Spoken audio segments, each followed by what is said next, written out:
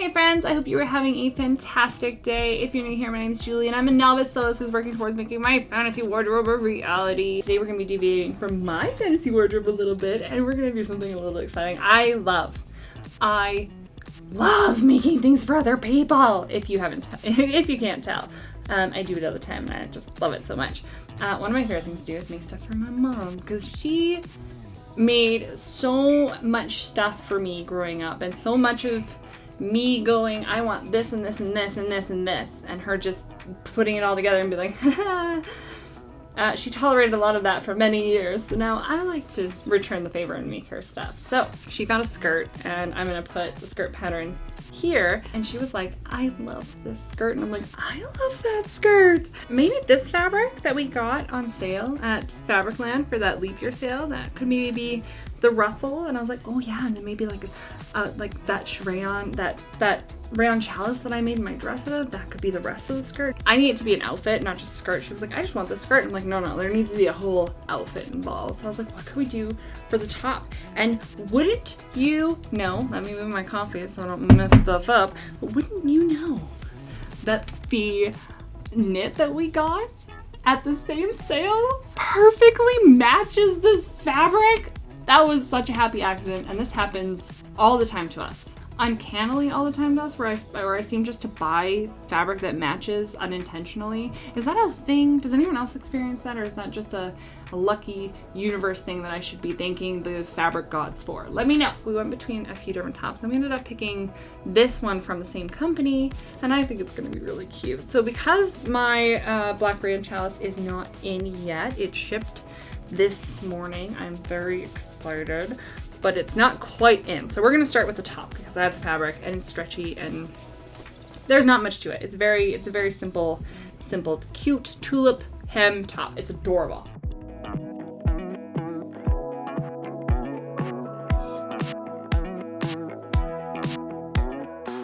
Never thought I'd believe in miracles. You made me realize that you're the only one. Don't need to tell me what the future. So I have all the pieces cut out and I have a little helper. Oh, that was a big yawn. Are you gonna help? He is a great helper. He is a supervisor of the highest regard. I love him so much. Overall, this shirt looks really easy. We're just gonna gather the bottom of the bodice on the front and back, and then attach the tulip hem. And yeah, we're gonna do that first. Hi, did I show you love? And now you wanna come love? You wanna come get loved? Okay, quickly, let's go. I has Boyd. How cute he is. There you go. There can be her purring. Here, let's bring the mic with him.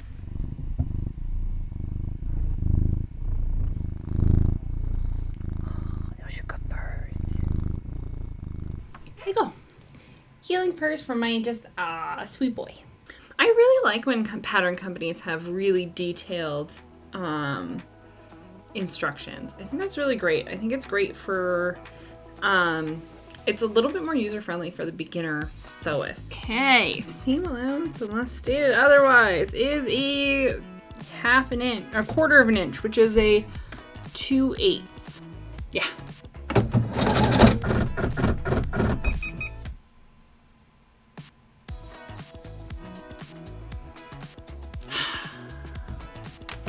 What did you do, machine? Oh, the bobbin.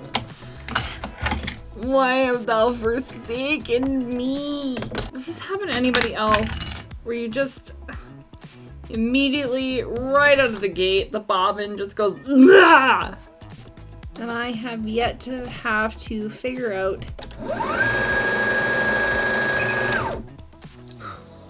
Oh, ooh.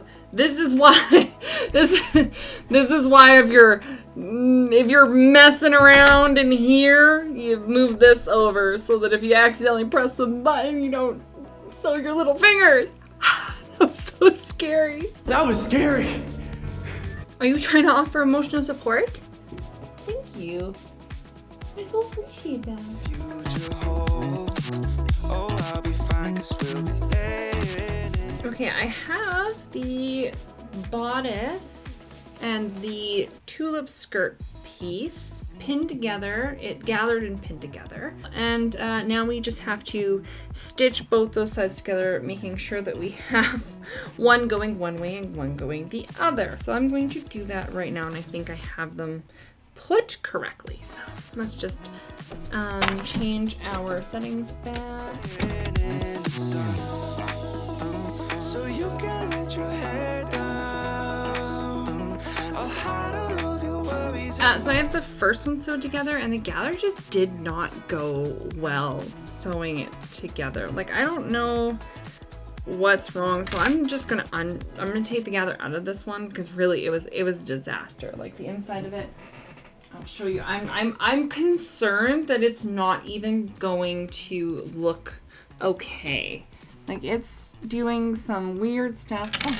Huh, that's why it's so dark. I got it. It did some weird, like, puckery things, and I had to re-sew the seam a little higher to fix those, hopefully. So that one's done. So yeah, I'm just going to match them up without the gather, and then that's why it's so dark. I'm doing my best over here, you guys. I'm just gonna match it up without the gather, because that just did not. If you're wondering how I'm like, yeah, I'm just gonna take out the gather and line it up and sew it, and without ending up completely wrecked, I hear you. Trial and error, man. Trial and error.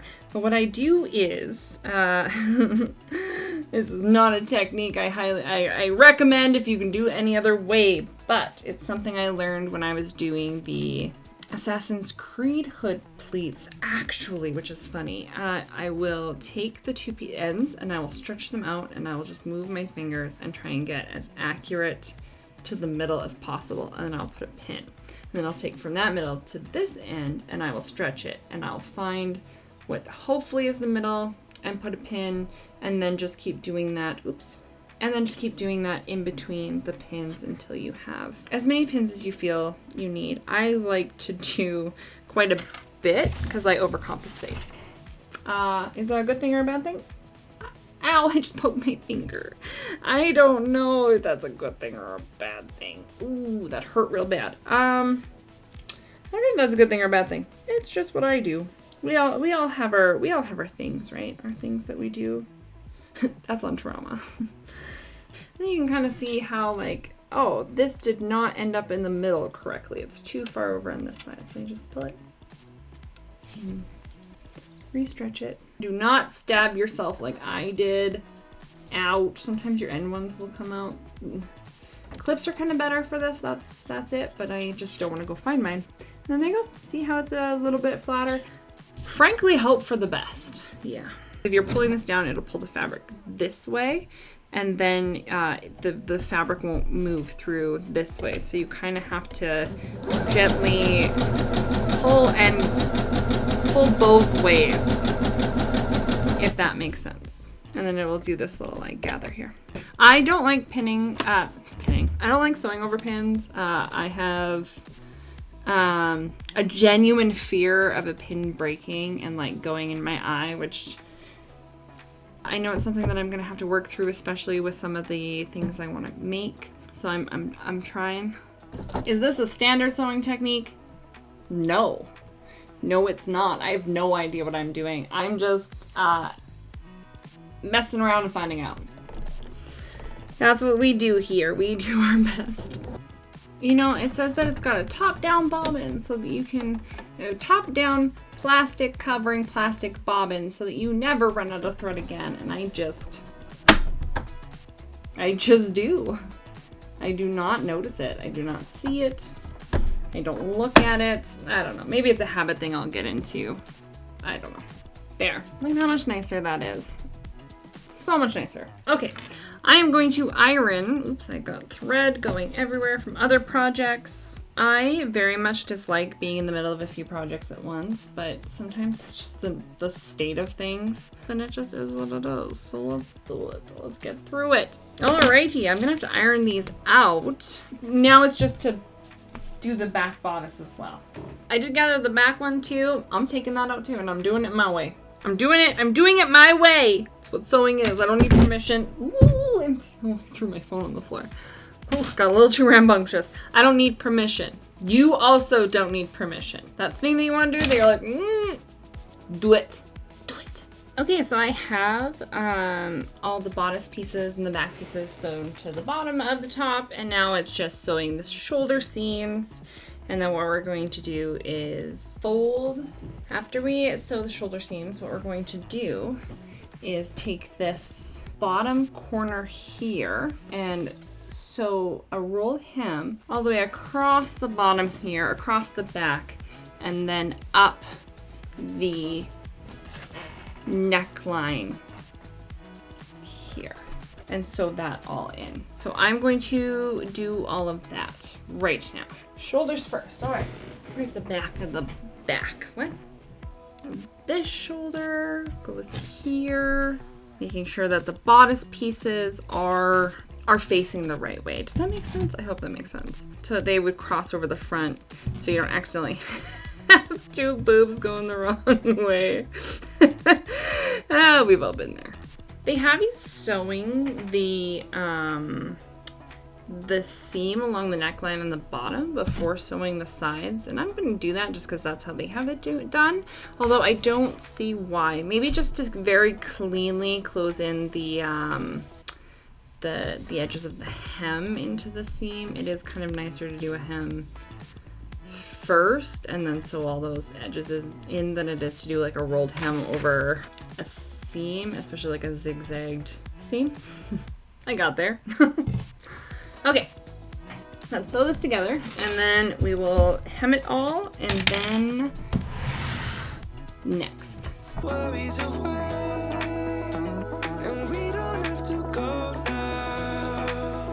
I wish I could live this life on replay. Don't need to make plans, it's all in your hands. I'm too busy, I'm spending all my time with you. Driving through the states, don't know what awaits. It don't matter, I'm spending. I got my mom's top all put together, and she ended up trying it on, and it was way too big. Like, it was so big. So I took it all apart, and I cut the top pieces smaller, but the waist fit really nice. It was nice and loose, and that's what she wanted. So I ended up cutting the top pieces as almost a tier to the bottom pieces, so that they were relatively the same size as they had previously been, and then I sewed it all back together, and now all I have to do is add the sleeves. She did try on the not sleeve version to make sure that it was going to fit, and it is, and now I just have to finish sewing the sides together, because as you can see, these are the wrap pieces to the top, and they get tucked into this seam here and sewn in, so that when you have the top on, it does the wrapping around, and you just do one to the back and one to the front. It's actually very easy once you figure it out. I needed to make it tighter because the problem is that there was a lot of it would hang down really far, so I had to tuck the sides in more to get that to not be so wide open. So I had to seam rip that just piece, and now I'm just gonna pull it through and sew up the side here, and that should be done for the front of the top. I just want to make sure that that's even. It's a little confusing on how to put the top on because it kind of gets tucked into the back. So it does this. So I just need to sew in that one side. I think I'm gonna pull it over a little bit. There we go. It's all done with the sleeves attached and everything. I hope she loves it. But next we are going to dive into finishing the skirt. Spending all my time with you. I'm spending all my time. I'm spending all my time with you. Oh, I'm spending all my time. I'm spending all my time with you. I've seen your smile light up the darkest room. I lost audio for the skirt portion, so sorry about this another voiceover, but hopefully the issues are fixed. Mom said that she wanted a lace in between, and then I remember that I had this lace from that red wrap dress, and I was like, oh, it's gonna go perfectly in between the ruffle and the skirt. So I was like, awesome. I didn't have enough to go all the way around the skirt, so I did tuck in the edges for a slight, for a almost gradient. I can't think of the word. But it sort of just blends in with the seam towards the bottom of the skirt, and it just turned out so well. This lace was absolutely perfect. I remember saying, I'm so curious to see what this lace becomes, and I think it was such a perfect project for it. And it turned out so cute. Like, look at that ruffle and that asymmetrical hem with the lace over top. Oh, I'm so proud of it.